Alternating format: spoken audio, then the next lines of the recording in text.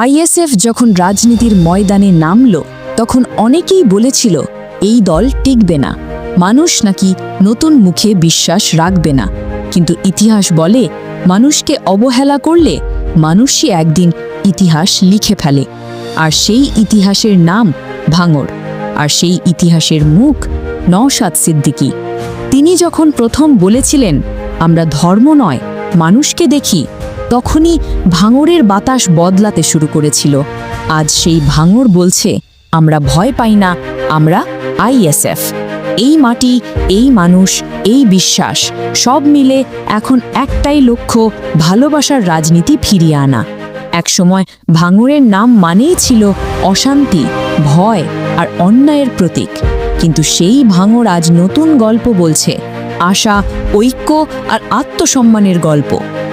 ভিডিওর মাঝখানে আপনাদের সকলের কাছে একটিই অনুরোধ, আমাদের ভাইজান পীরজাদা আব্বাস সিদ্দিকী ও নওশাদ সিদ্দিকী কিংবা আইএসএফের সমস্ত খবর সবার আগে দেখতে আইএসএফ ফরএভার চ্যানেলটি সাবস্ক্রাইব করুন এবং পাশের ঘণ্টাটি বাজিয়ে রাখুন। বছর ধরে এই এলাকার মানুষ প্রশাসনের বঞ্চনা আর রাজনৈতিক শোষণের শিকার হয়েছে, কিন্তু এই মাটির মানুষ কখনো মাথা নত করেনি। তারা জানত একদিন আসবে যখন নিজেদের কণ্ঠ নিজেরাই ফিরিয়ে নেবে।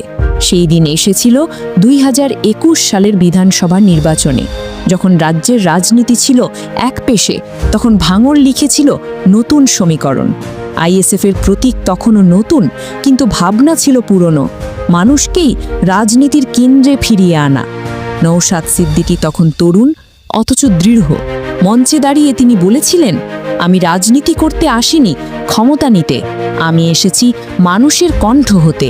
সেই একটা লাইনেই বদলে গিয়েছিল ভাঙড়ের ইতিহাস। ভোটের দিন গ্রামের গলিতে, মাঠে, বাজারে সবখানেই উচ্চারিত হচ্ছিল একটাই নাম, আইএসএফ। এবং যখন ফলাফল ঘোষণা হলো, গোটা রাজ্য তাকিয়ে দেখল ভাঙড়ে ইতিহাস তৈরি হয়েছে। নওশাদ সিদ্দিকী জয়ী হয়েছেন আর মানুষের মুখে ফুটেছে গর্বের হাসি।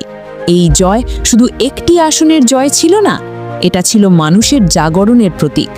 আইএসএফের জয় মানে ছিল সাধারণ মানুষের জয়, প্রান্তিকের কণ্ঠের জয়, ছাত্র যুবদের আত্মবিশ্বাসের জয়।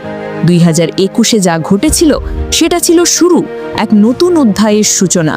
নওশাদ সিদ্দিকীর নেতৃত্বে ভাঙড়ের মানুষ দেখল রাজনীতি কেমন হতে পারে, সেবার ভালোবাসার আর মর্যাদার রাজনীতি। এখানকার তরুণরা রাজনীতি শেখে আদর্শ থেকে, ধর্ম থেকে নয়। আইএসএফ শেখায় মানুষ বড়, তার পরিচয় নয়।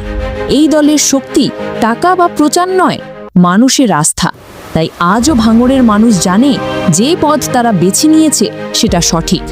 আজ যখন রাজ্যের রাজনীতি আবার উত্তপ্ত, বিভাজনের আগুন জ্বলছে নানা প্রান্তে, তখন ভাঙড় দেখাচ্ছে এক ভিন্ন পথ। ভাঙড় বলছে আমরা ঘৃণা চাই না, আমরা ন্যায্য অধিকার চাই। আইএসএফ এখন শুধু ভাঙড়ের নয়, এরা গোটা রাজ্যের প্রান্তিক মানুষের স্বপ্ন।